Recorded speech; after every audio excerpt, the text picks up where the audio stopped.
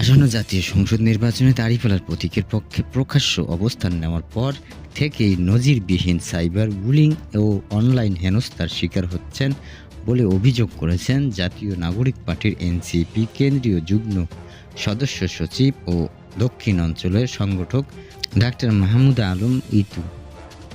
তিনি অভিযোগ করেন, জামায়াতকে সমর্থক দিয়ে দাঁড়িপাল্লায় প্রচারণায় যুক্ত হওয়ার পর তার বিরুদ্ধে পরিকল্পিতভাবে অনলাইনে কুৎসা, ব্যক্তিগত আক্রমণ ও নারী বিদ্বেষী মন্তব্য ছড়িয়ে দেওয়া হচ্ছে।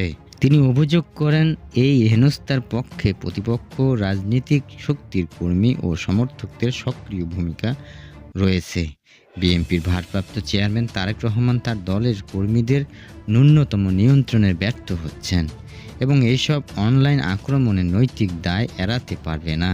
একজন নারী নেতা হিসেবে দক্ষিণ অঞ্চলে তার সক্রিয়তা মাঠ পর্যায়ে দৃশ্যমান, উপস্থিত ও জামায়াতের সমর্থিত জোটের পক্ষে দাঁড়িপাল্লায় প্রচারণায় যুক্ত হওয়ায় তাকে উদ্দেশ্য করে আক্রমণের মূল কারণ নির্বাচনী পরিবেশ, নারী প্রার্থীদের ভয় দেখানো ও মনোবল ভাঙার কৌশল হিসেবে এই সাইবার বুলিং ব্যবহার করা হচ্ছে।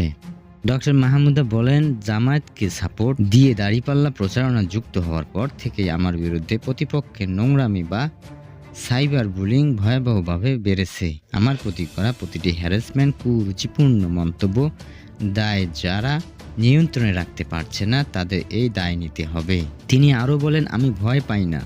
একজন নারী হিসেবে, একজন রাজনৈতিক কর্মী হিসেবে এই প্রতিকূলতার মধ্য দিয়েই আমাকে এগোতে হবে। গণতন্ত্রের বিভিন্ন মত থাকবে, কিন্তু মতের কারণে নারীদের এভাবে হেনস্থা করা কোনোভাবেই গ্রহণযোগ্য নয়। ডাক্তার মাহমুদা মিতু জানান, তিনি এইসব সাইবার বিরুদ্ধে আইনগত ও সামাজিকভাবে প্রতিবাদ চালিয়ে যাবেন।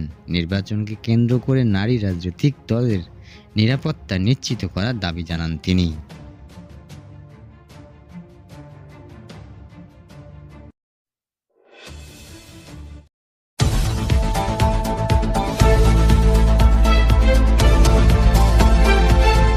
এগারোদশ জাতীয় সংসদ নির্বাচন ও গণভোটে ভোট কেন্দ্রে 400 গজ ব্যবধানের মধ্যে মোবাইল নিয়ে যেতে পারবে না ভোটাররা। নির্বাচন কমিশনের ইসি দেওয়া এই নিষেধাজ্ঞা না তুলে নিলে সন্ধ্যার মধ্যে ইসি ঘেরাও করা হবে বলে হুঁশিয়ারি দিয়েছেন জাতীয় নাগরিক পার্টির এনসিপি আহ্বায়ক নাহিদ ইসলাম। বলেন, ইলেকশন কমিশন একটি বিজ্ঞপ্তি দিয়েছে, 400 মিটারের মধ্যে ফোন নিয়ে যেতে পারবে না।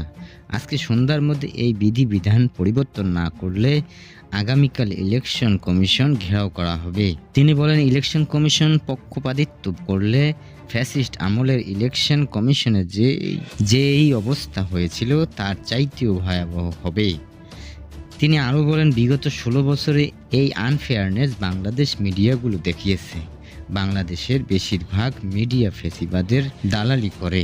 ফ্যাসিস্টদের পক্ষে নির্বাচন, হরণের পক্ষে বৈধতা উৎপাদন করে গিয়েছিল। আপনারা বলছেন আপনারা বাধ্য হয়েছেন। আমরা এই জানতে চাই, কে আপনাদের বাধ্য করেছে? জনসম্মুখে সাহস রেখে বলুন, আমরা আপনাদের পাশে থাকব। যদি কেউ বাধ্য না করে থাকে তাহলে ধরে নেব আপনারা নিজেরাই নতুন কোনো স্বৈরাচারের দালালি করছেন।